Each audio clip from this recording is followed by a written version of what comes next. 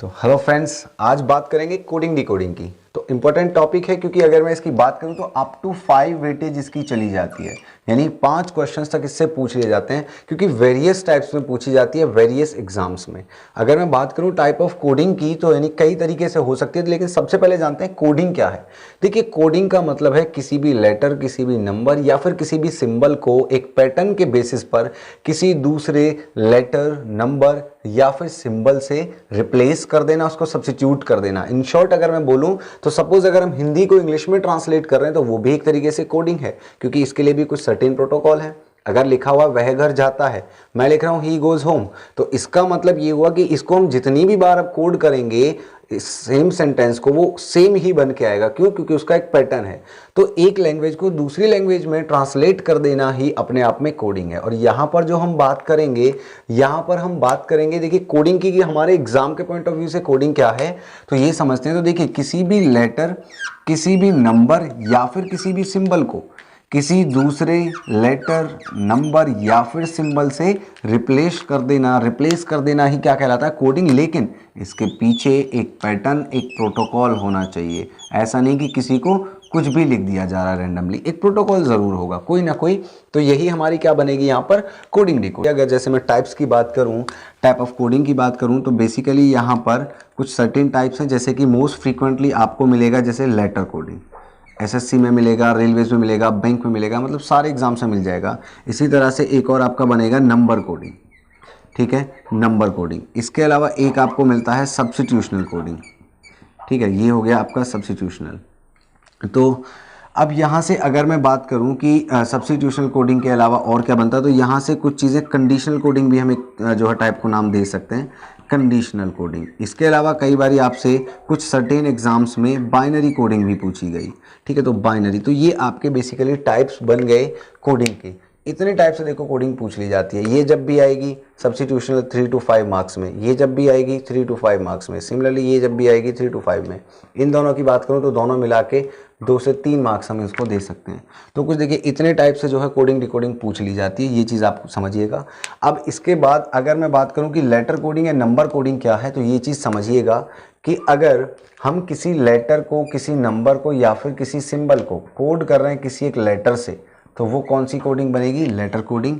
अगर हम किसी दूसरे को इनमें से, यानी लेटर, नंबर या सिंबल को किसी को कोड कर रहे हैं किसी एक नंबर से, तो वो कौन सी कोडिंग बन जाएगी? नंबर कोडिंग, ठीक है।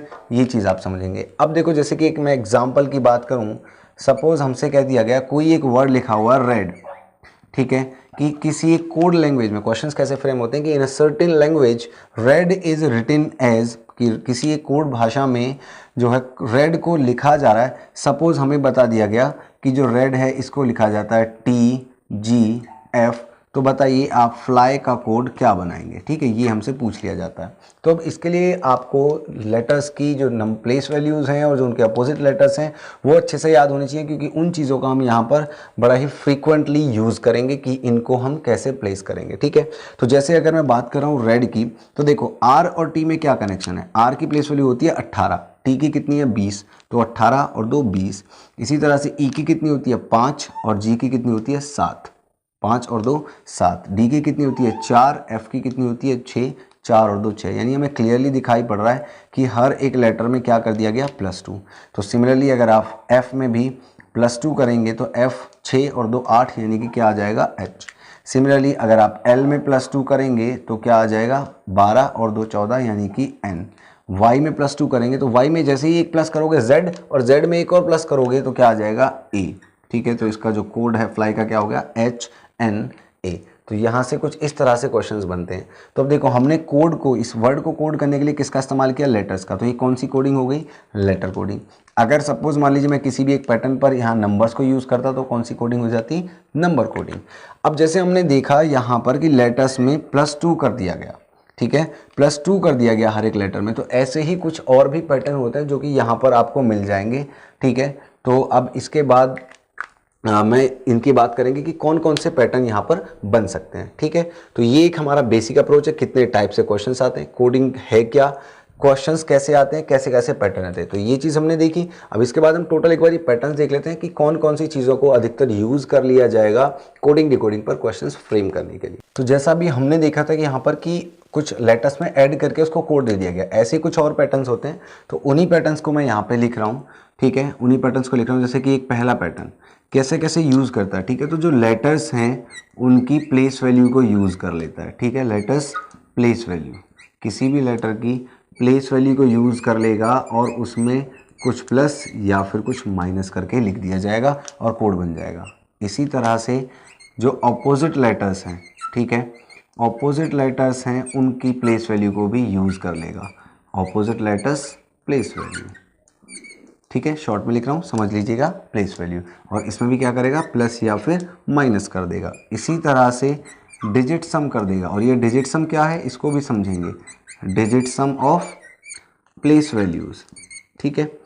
इसमें नेक्स्ट पैटर्न एक टोटल नंबर ऑफ लेटर्स, किसी भी वर्ड में कितने लेटर्स हैं यहाँ पर भी क्वेश्चन बना देगा, यहाँ से भी टोटल नंबर ऑफ लेटर्स, ठीक है, अलग अलग तरीके से। फिफ्थ की मैं बात करूँ यहाँ से, तो वॉवेल और कॉन्सोनेंट पैटर्न पर भी क्वेश्चंस बन जाते हैं कि किसी में जो है वॉवेल्स को अलग तरीके से रिप्लेस कर देगा और कॉन्सोनेंट्स को अलग तरीके से रिप्लेस कर देगा। इसके अलावा किसी एक पर्टिकुलर प्लेस वैल्यू यूज़ कर लेगा, place value of particular letter, यानी किसी एक पर्टिकुलर लेटर की प्लेस वैल्यू को यूज़ कर लिया जाएगा। तो ये जनरली आपको 6 पैटर्न्स दिखेंगे सभी क्वेश्चंस में। मतलब ऐसा नहीं, मैं ये नहीं कह रहा हूँ कि सारे क्वेश्चंस इसी पर बन जाएंगे, लेकिन जो क्वेश्चंस अगर आप देखोगे, अगर आप 100 क्वेश्चन सॉल्व कर रहे हो तो मोर देन 80 क्वेश्चंस आप में इस पैटर्न पर मिलेंगे, ठीक है। तो ये बड़े इंपॉर्टेंट पैटर्न है, इनको समझते हैं। लेटर की प्लेस वैल्यू, जैसा कि अभी हमने एक क्वेश्चन किया था, वहाँ पर हमने क्या किया, प्लस, इसी तरह से माइनस कर सकता है, ठीक है। सिमिलरली ऑपोजिट लेटर, जैसे ए का अपोजिट जेड होता है, बी का अपोजिट वाई, सी का अपोजिट एक्स, ये चीज़ें जो है वहाँ से उन पर बेस भी क्वेश्चन रख देता है। Digit some of place value, ये समझने वाली चीज़ है कि डिजिट सम क्या होता है। तो देखो इसको ज़रा हम इस तरफ समझते हैं। अगर मैं बात करूं यहाँ पर इसके प्लेस वैल्यू की, यानी डिजिट सम की, सपोज मैंने लिख दिया कि कोई लेटर है आर की प्लेस वैल्यू कितनी है 18, तो इस 18 में 2 डिजिट्स थी, एक 1 और एक 8, इन दोनों को आपस में प्लस कर दिया गया और 8 + 1 कितना बन गया 9।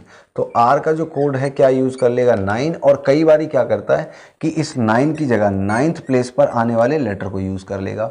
इसी तरह से मैं बात करने लगूँ एम की प्लेस वैल्यू 13, दोनों डिजिट्स को आपस में जोड़ दिया 4, तो कई बार एम का कोड जो है 4 यूज़ कर लेगा, और कई बार इस 4 को लेटर्स पे लाएंगे तो 4th लेटर कौन सा हो गया डी, तो एम की जगह डी भी यूज़ कर लेता है। तो इस तरह से जो है यहाँ पर प्लेस वैल्यूज़ को का डिजिट सम करके कोड बना दिए जाते हैं। वॉवेल और कॉन्सोनेंट, टोटल कितने लेटर्स हैं, ये सारी चीज़ें भी यहाँ पर पूछेगा। प्लेस वैल्यू, फर्स्ट लेटर की प्लेस वैल्यू से पैटर्न बना दिया, लास्ट लेटर की प्लेस वैल्यू से बना दिया, मिडिल वाले लेटर की प्लेस वैल्यू से बना दिया, कोई भी एक पर्टिकुलर लेटर ले लेगा और उसकी प्लेस वैल्यू पर जो है क्वेश्चन फ्रेम कर देगा।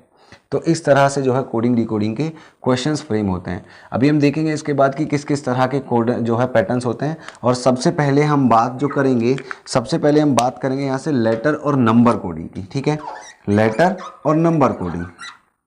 अब देखो ये क्यों, क्योंकि एक तो ये एग्ज़ाम के लिए तो इम्पोर्टेंट है ही है, न सिर्फ एग्ज़ाम के लिए इम्पोर्टेंट है, बल्कि यहाँ से जो क्वेश्चंस, जो पैटर्न्स हम सीखेंगे वो आने वाले जो क्वेश्चंस हैं, जैसे सब्स्टिट्यूशनल कोडिंग हो गया आपका स्पेशली, क्योंकि वहाँ पर सब्स्टिट्यूशनल में भी आजकल जो नया टाइप चल रहा है वो बड़ा इंपॉर्टेंट है, और उसमें इन्हीं दोनों पैटर्न्स को यूज़ किया जाता है। यानी लेटर और नंबर कोडिंग पर जो हम फ्रेम करते हैं क्वेश्चन, कहीं ना कहीं उसी कंसेप्ट को उठा करके वो सब्स्टिट्यूशनल में यूज़ करेगा और नए क्वेश्चन फ्रेम कर देगा। तो यहाँ से 1 से 2 नंबर आपको जो है एक तो पर्टिकुलर मिल गया, और ऊपर से अगर आपने इसको अच्छे से समझा हुआ है तो जो 5 नंबर में सब्स्टिट्यूशनल कोडिंग पूछी जा रही है आप उसको भी ईजिली जो है सॉल्व कर सकते हैं, और जो 5 नंबर हैं अपने उस पर कर सकते हैं। तो इसलिए सबसे पहले लेटर और नंबर कोडिंग की बात करेंगे, और उसके बाद हम आगे देखेंगे बाकी सारी चीज़ें। तो आइए बढ़ते हैं ज़रा लेटर और नंबर कोडिंग पर बेस्ड क्वेश्चंस की तरफ।